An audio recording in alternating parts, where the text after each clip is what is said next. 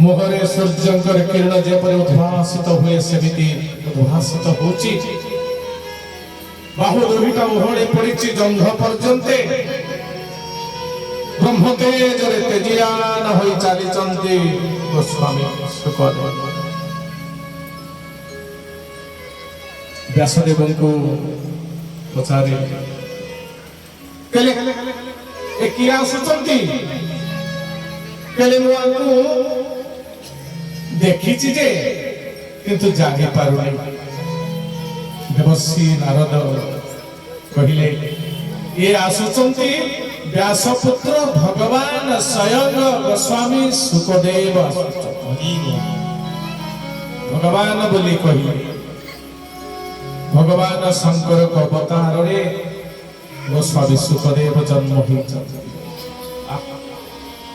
मां गर्भरु जन्म हेले अरण्य को पड़े